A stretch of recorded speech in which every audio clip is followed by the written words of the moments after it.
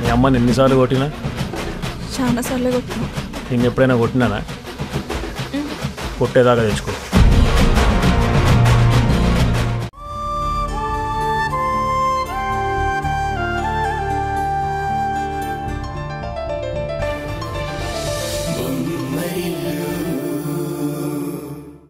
నీకున్న కష్టాలన్నీ తీరిపోయేలా, నువ్వు కోరుకున్నట్టు సుఖంగా ఉండేలా నేను ప్లాన్ చెప్తాను.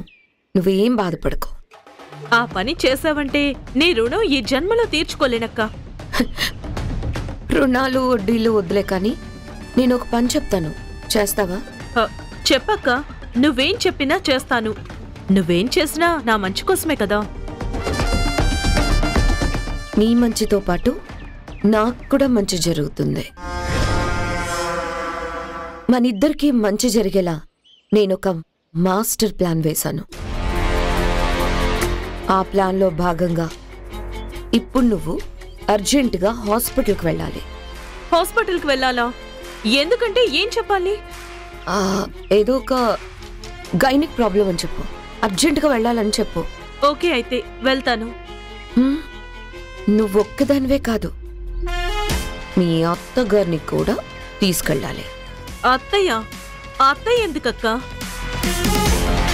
నా ప్లాన్లో భాగంగా ఆవిడ కూడా హాస్పిటల్కి రావాలి. ఆవిడొస్తేనే హాస్పిటల్ సీన్ అద్భుతంగా పండుతుంది. అవునా? కానీ అత్తయ్య ఇంట్లో లేరు, బయటికి వెళ్ళినట్టున్నారు. అత్తయ్య వచ్చాక వెళ్తానులే అక్క. No no no no no, ఇమ్మీడియట్గా వెళ్ళాలి హాస్పిటల్కి. ఇంట్లో రేణు ఉందా? ఉందక్క. అయితే రేణుని తీసుకొని వెళ్ళు. మీ అత్తగారి ప్లేస్లో రేణు ఆ సీన్లో ఉన్నా కూడా సీన్ బాగానే పండుతుందిలే. తీసుకెళ్ళు. అలాగే అక్క, రేణుని తీసుకుని వెంటనే బయలుదేరుతాను.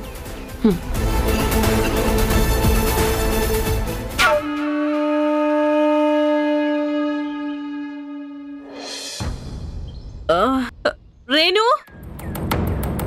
రేణు! ఏంటదినా? సడన్ గా కడుపులో నొప్పి మొదలైంది రేణు. అయ్యో అవునా? ఒకసారి హాస్పిటల్కి వెళ్దాం, తోడుగా వస్తావా? సరే వదినా, పద.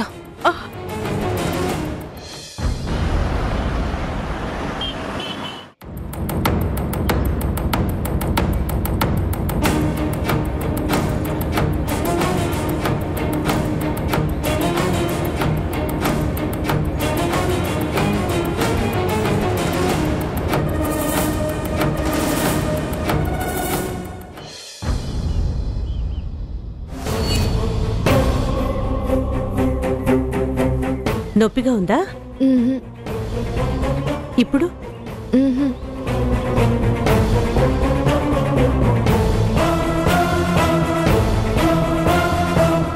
ఇంక నొప్పి రాదు. ఈసారి మళ్ళీ నొప్పొస్తే స్కానింగ్ చేయిద్దాం. నాకు డెలివరీ అయ్యే వరకు నేను బ్రతికే ఉంటాను కదా డాక్టర్?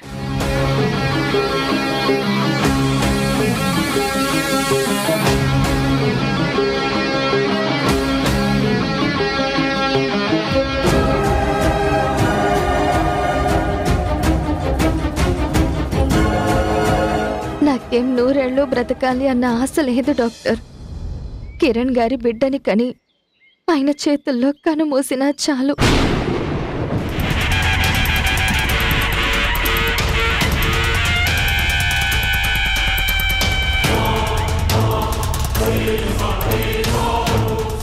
మీరు అనవసరంగా ఎక్కువ ఆలోచించి మనసు పాడు చేసుకోవద్దు. మీకేం పెద్ద అనారోగ్యం లేదు. మీకు నార్మల్ డెలివరీ అవుతుంది, సరేనా?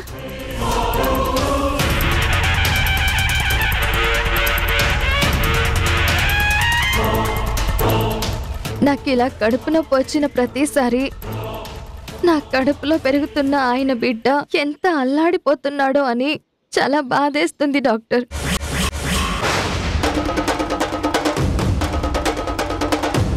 అలాంటిదేమీ ఉండదండి, మీరు అనవసరంగా భయపడకండి.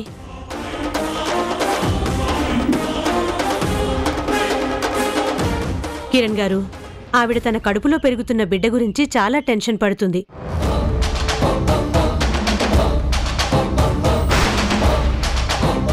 ప్రెగ్నెంట్ ఉమెన్ ఇలా టెన్షన్ పడడం కరెక్ట్ కాదు.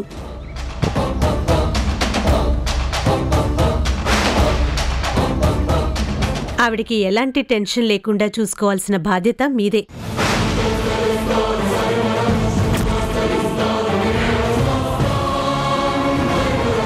అలా చూసుకుంటేనే ఆవిడ పండంటి బిడ్డను కని మీ చేతుల్లో పెడుతుంది.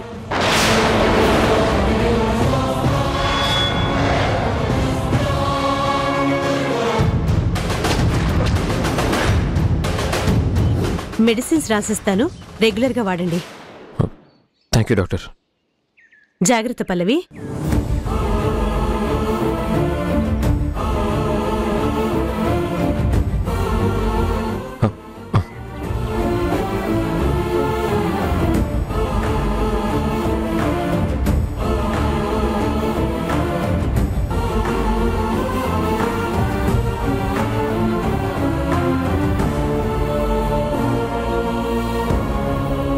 మీరేం టెన్షన్ పడకండి.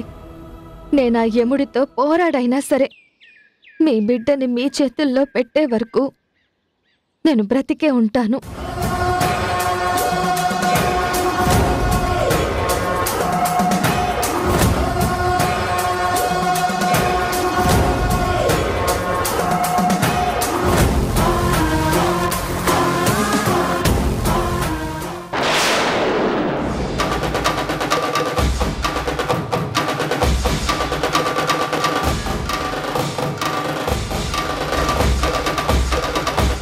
ఈ సీన్ చూడడం కోసమేనా మేఘనక్క మమ్మల్ని ఇక్కడికి పంపించింది? ఈ ప్లానింగ్ అక్క నీది.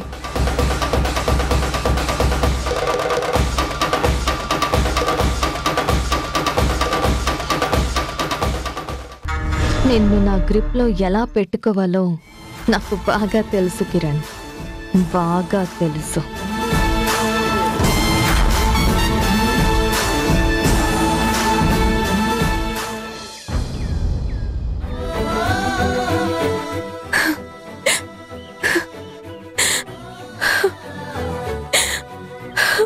ఏమైంది రేణు?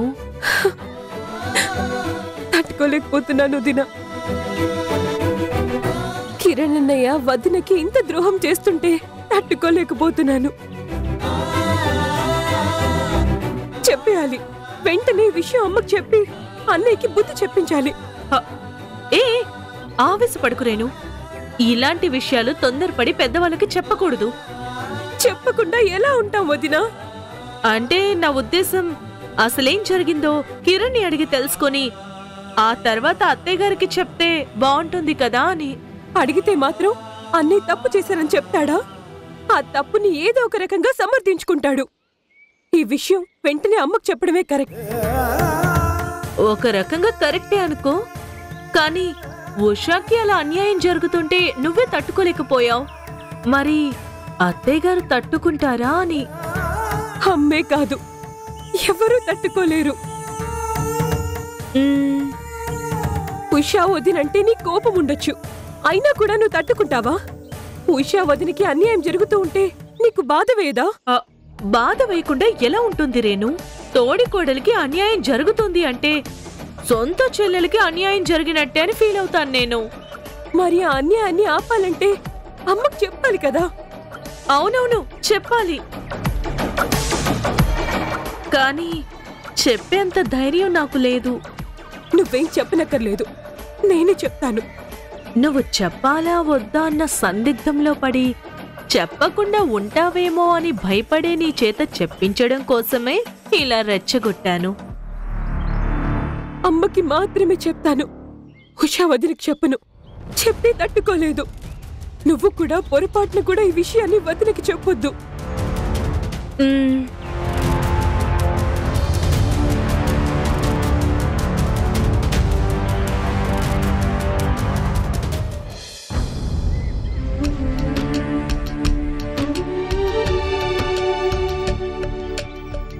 నువ్వంటే ప్రాణమని, నీతో నీ లోకమని, నీ ప్రేమే లేకుంటే బ్రతికేది ఎందుకని, ఎవరికి చెప్పుకోను నాకు తప్ప, కన్నులకి కలలు లేవు నీరు తప్ప.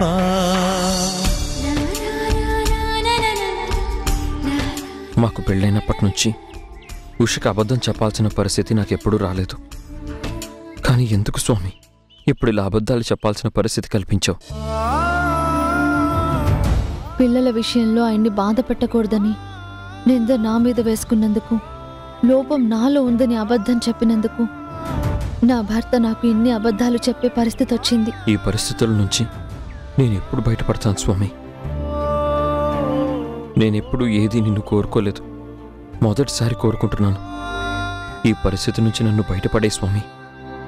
ఇలా అబద్ధాలు చెప్పే పరిస్థితి నా భర్తకి ఇంకెప్పుడూ రాకూడదు. తొందరగా ఈ పరిస్థితుల నుంచి బయటపడకపోతే నేను ఉషకి తీరని అన్యాయం చేసిన వాడినవుతాను. ఆయన నాకు అన్యాయం చేస్తారన్న భయం నాకు లేదు. కానీ ఆ పల్లవి మాయలో పడి ఆయనే అన్యాయం అయిపోతారేమోనన్నదే నా బాధ. నా బాధ తగ్గాలంటే వీలైనంత తొందరలో పల్లవి విషయం ఉషకి చెప్పేయాలి. అలా చెప్పే అవకాశం, చెప్పగలిగే ధైర్యం తొందరగా నాకు ప్రసాదించు.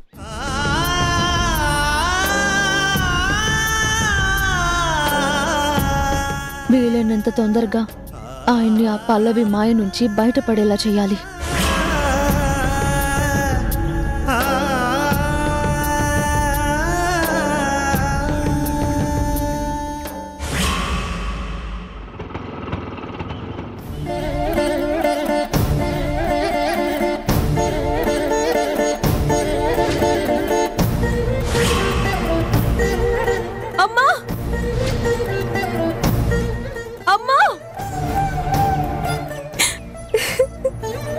రేణు,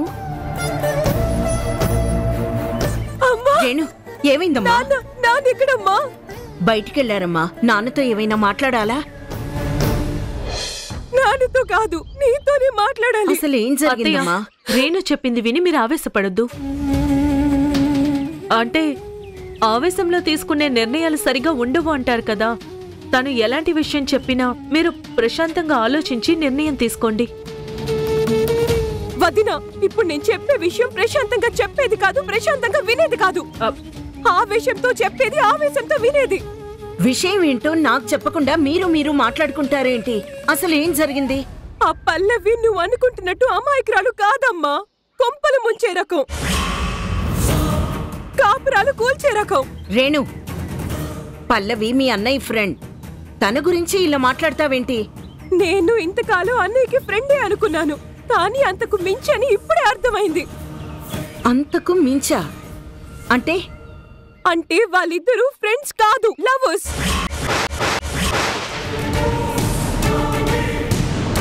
లవర్స్ కూడా కాదు, అంతకు మించి. అర్థం లేకుండా మాట్లాడుకు. సోషల్ మీడియాలో వాళ్ళిద్దరి గురించి ఏవేవో రాశారు కదా అని ఆ రాతలే నిజం అనుకుంటున్నావా?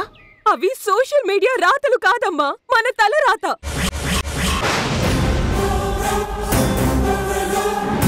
ఇప్పుడే నేను వదినా అన్నయ్యకి ఆవిడకి మధ్య ఉన్న సంబంధం కల్లారా చూసాం. నాకిలా కడుపు నొప్పి వచ్చిన ప్రతిసారి నా కడుపులో పెరుగుతున్న ఆయన బిడ్డ ఎంత అల్లాడిపోతున్నాడో అని చాలా బాధేస్తుంది డాక్టర్.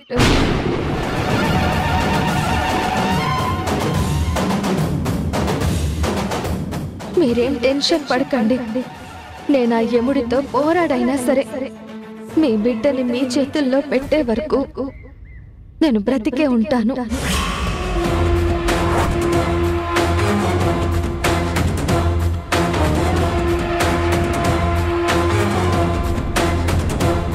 చెప్పమ్మా, ఇప్పుడు కూడా వాళ్ళిద్దరు ఫ్రెండ్స్ అంటావా?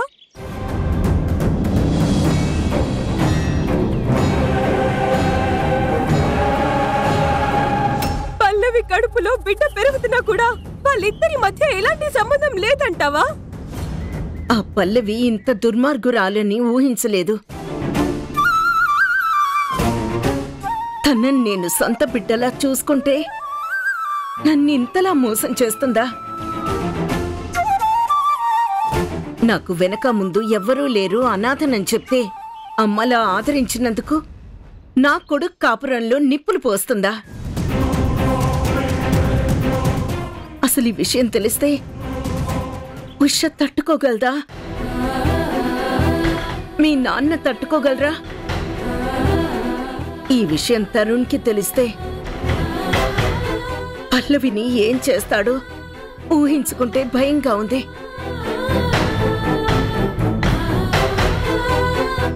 తెలియకూడదు. ఈ విషయం వాళ్ళ ముగ్గురికి ఎట్టి పరిస్థితుల్లో తెలియకూడదు. అలా అని నాకు మాట ఇవ్వండి.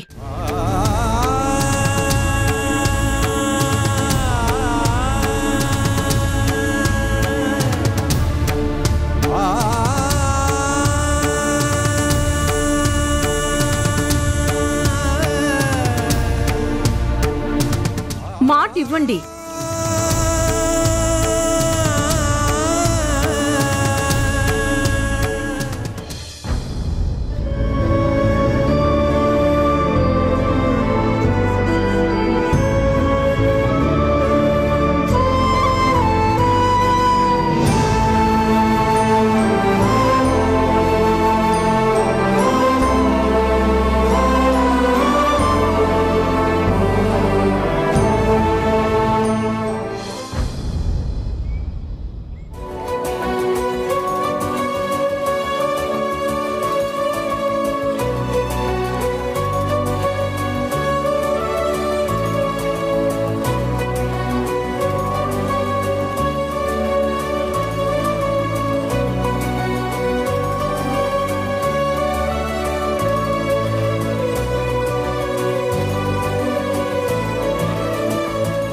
ఏంటలా చూస్తున్నావు? మీరు చాలా గ్రేట్ అండి. ఎందుకు? నేను మీ భార్యని కాకపోయినా ఒక భర్త భార్యకి ఎలా సేవ చేస్తాడో మీరు నాకు అలా చేస్తున్నారు కదా. అదేంటి అలా అంటావు? నిన్ను చూసుకోవడం నా రెస్పాన్సిబిలిటీ కదా. ఇదేదో 4 రోజులు ఉండిపోయే జ్వరం కాదు కదండి. ఎలాగోలాగా అడ్జస్ట్ చేసుకుని మీరు ఇలా చేయడానికి. ఇంకా కొన్ని నెలల పాటు మీరు నన్ను ఇలాగే చూసుకోవాలి కదా. ఈ క్రెడిట్ అంతా నా కడుపులో పెరుగుతున్న మీ బిడ్డదేనండి. వాడే మీ చేతి ఇలా సేవలు చేయిస్తున్నాడు. ముందు ముందు ఇంకెన్ని సేవలు చేయిస్తాడో ఈ చిట్టి తండ్రి. అవును, మనకి ఆడపిల్ల పుడుతుందా లేక మగపిల్లాడు పుడతాడా? ఎవరైనా ఓకే నాకు. నాకు కూడా అంతేనండి. ఆడపిల్లైనా మగపిల్లాడైనా ఒకటే. మన రక్తాన్ని పంచుకొని పుట్టిన బిడ్డని ప్రాణంలా చూసుకుంటాం. అవును, మనకి బాబు పుడితే ఏం పేరు పెడతారు, పాప పుడితే ఏం పేరు పెడతారు? అవన్నీ ఇప్పటి నుంచే ఎందుకు? ఉషా కూడా ఇలాంటి పరిస్థితుల్లో ఉండి ఇలా అడుగుంటే ఈ మాట అనేవాళ్ళు కాదు కదా.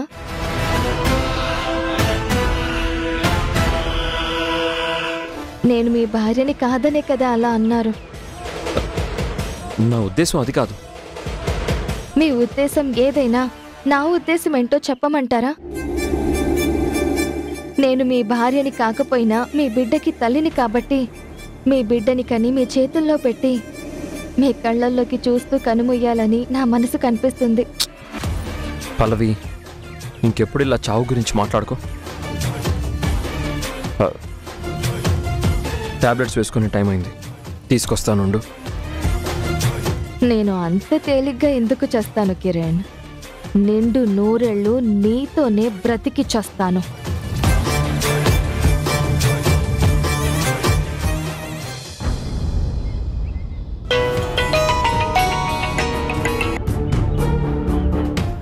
హారిక, అక్క, నువ్వు చెప్పినట్టే హాస్పిటల్కి వెళ్ళాం. కిరణ్, పల్లవి ఇద్దరు డాక్టర్ దగ్గరున్నారు.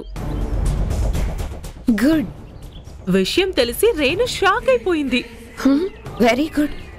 ఇంటికొచ్చి అత్తయ్యకి చెప్పాక అత్తయ్య డబుల్ షాక్ అయ్యారు. Very very good. మావికి తెలిస్తే ట్రిపుల్ షాక్ అవుతారేమో. ప్రస్తుతానికి ఆ ఛాన్స్ లేదక్క.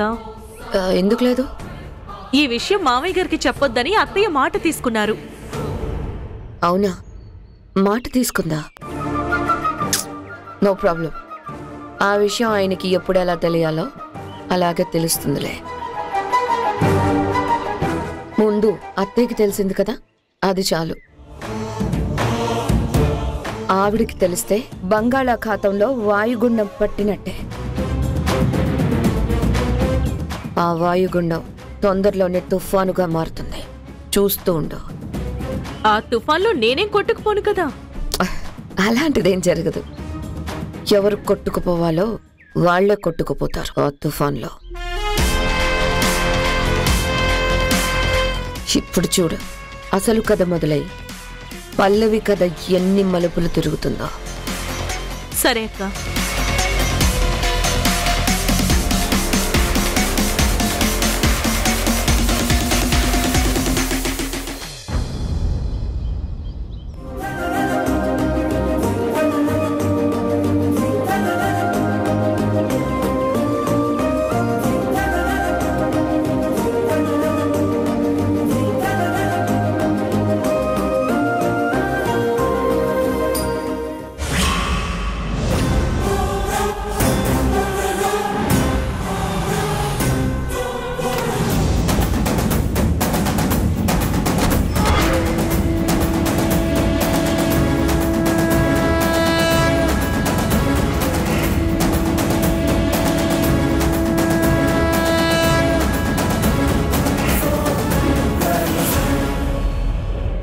ఇవిగో ఈ ఫ్రూట్స్ తిను. ఆకలి లేదండి. టాబ్లెట్ వేసుకున్నావా? వేసుకున్నానండి. డాక్టర్ చెప్పింది గుర్తుంది కదా, నువ్వు ఎక్కువగా స్ట్రెస్ స్ట్రెయిన్ కాకూడదు. నేను స్ట్రెయిన్ అయినా పర్వాలేదండి.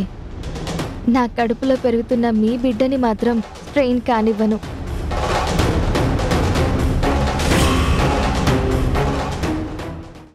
ఏంటో మేడం గారి వాళ్ళ చాలా హుషారుగా ఉన్నారు.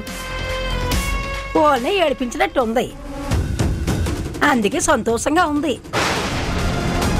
ఇప్పుడు తన కడుపులో పెరుగుతున్నది నా బిడ్డే అమ్మా. Shut up! వాడు కావాలని చేయక నువ్వు కావాలని చేయక మరి తప్పెలా జరిగింది? అది కాదా ఆంటీ? వద్దా, నేనొచ్చింది నీతో మాట్లాడడానికి కాదు, ఈ దుర్మార్గుడితో మాట్లాడడానికి.